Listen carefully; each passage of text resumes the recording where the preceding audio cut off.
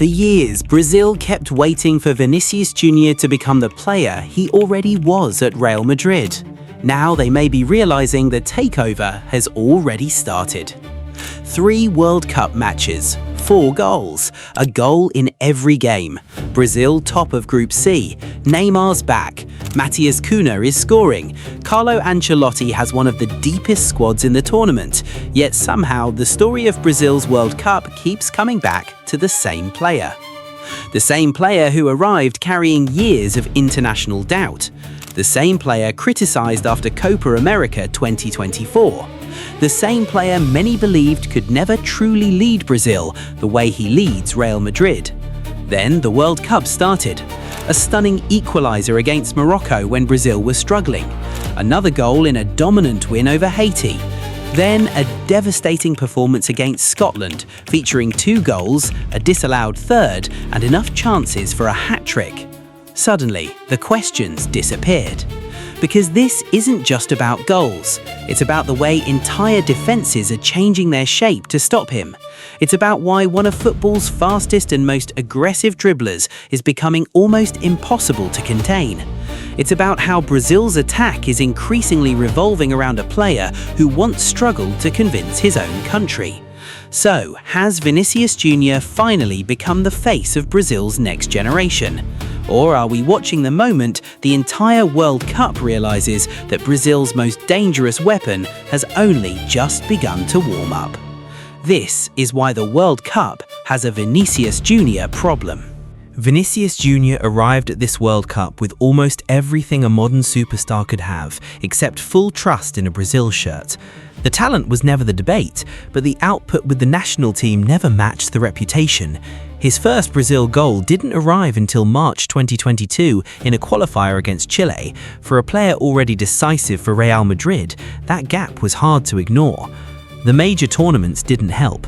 Squad option at the 2021 Copa America, flashes at the 2022 World Cup, assisted Richarlison's opener against Serbia, scored against South Korea, set up Paqueta in the same game, but Brazil went out to Croatia on penalties, and Neymar was still the emotional center of everything. Then 2024 Copa America, 2 goals against Paraguay, yellow cards against Paraguay and Colombia, missed the quarter-final through suspension, eliminated on penalties. He apologized publicly.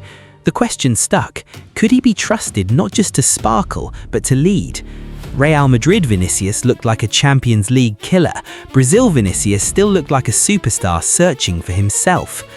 By June 2026, Neymar was no longer the automatic center of Brazil's attacking identity. Ancelotti had inherited a team with talent everywhere and pressure everywhere.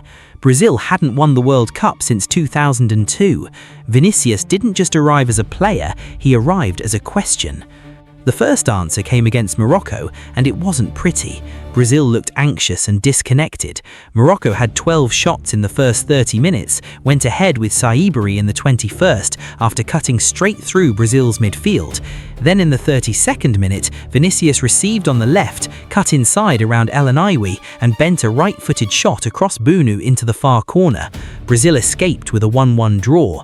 Even when nothing was working, one isolated duel was enough.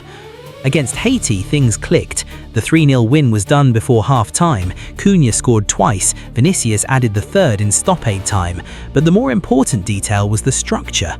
Cunha gave Brazil penalty box presence, Bruno gave cleaner midfield connections, and Vinícius was finally receiving in better positions instead of rescuing broken moves from a standing start.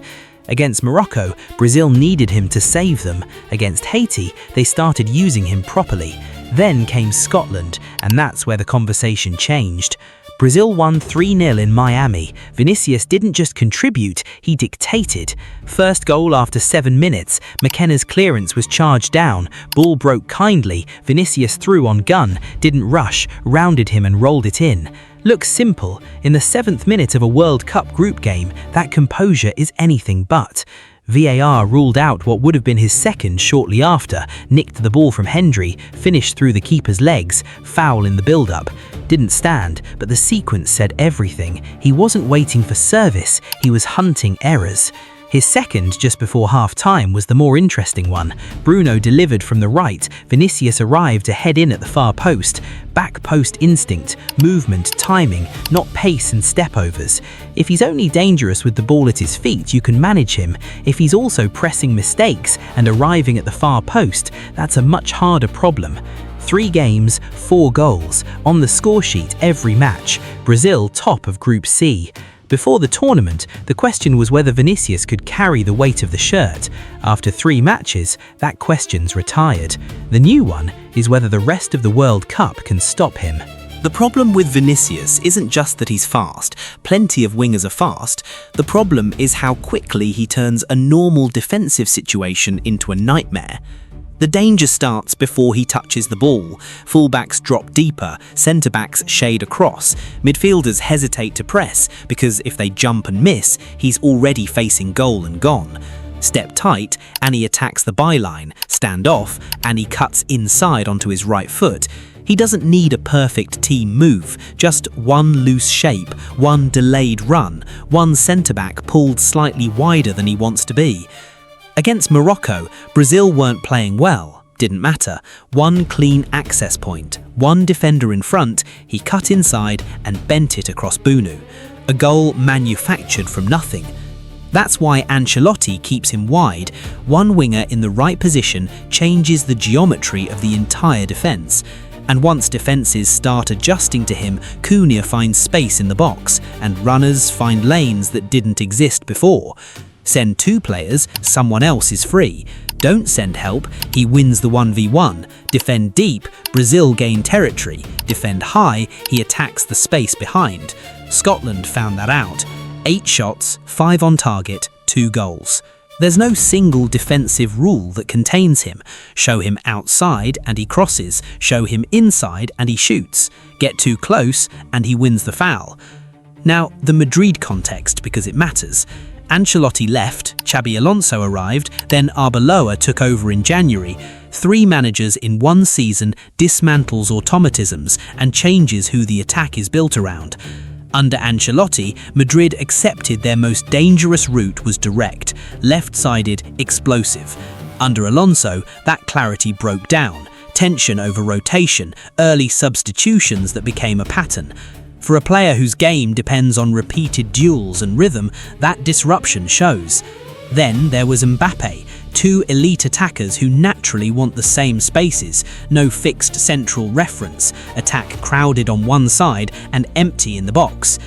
Against Bayern in the Champions League quarter-finals, Madrid went out 6-4 on aggregate, dangerous enough to hurt anyone, unstable enough to lose it when the game stretched. Vinícius became the easy target. Some of it was fair. He can force plays, hold too long, get drawn into emotional battles, but he still finished with 16 goals and 5 assists in 36 La Liga appearances. His record didn't disappear because the structure around him did. With Brazil, Ancelotti hasn't tried to make him something else. He's given him width, early access, and freedom to attack. Brazil still have balance issues, but the national team understands something Madrid lost sight of. Vinícius is at his best when the system doesn't crowd his madness, it organizes around it, which raises the real question heading into the knockouts. Has Brazil accidentally become the cleaner tactical home for Vinícius Jr than Real Madrid? The World Cup has a Vinícius Jr problem, not because Brazil are perfect, they're not,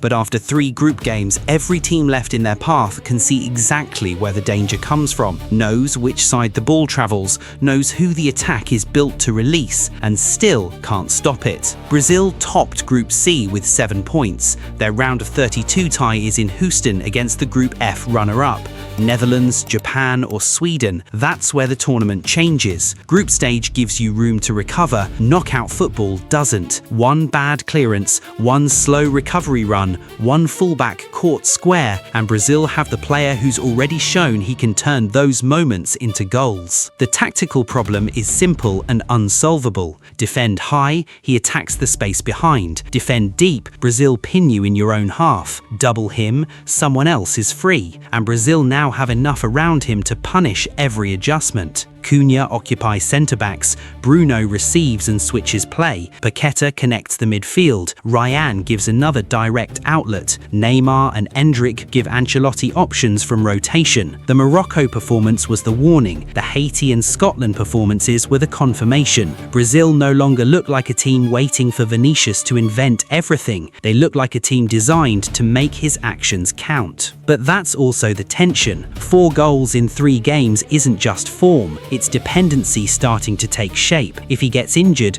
Brazil lose their sharpest route to goal. If a top defense finally shuts him down, Brazil have to prove they can still create without the match constantly bending left. Ancelotti knows this. The other weapons are real. Cunha is scoring, Neymar is back, Bruno gives progression, but Vinícius is where every opponent's game plan starts. Emotional control matters too. He gets fouled, he gets provoked. That edge has occasionally become part of the story at club level. In knockout football, Brazil need him on the pitch, clear-headed and available for every minute that matters. A yellow card or one unnecessary confrontation carries the same damage as a missed chance at this stage. The bigger picture though, Brazil have always been defined by one face: Pelé, Zico, Romario, Ronaldo, Ronaldinho, Neymar. For years, Vinícius was measured against that line. Was he ready to inherit it? Those questions followed him through quiet international spells,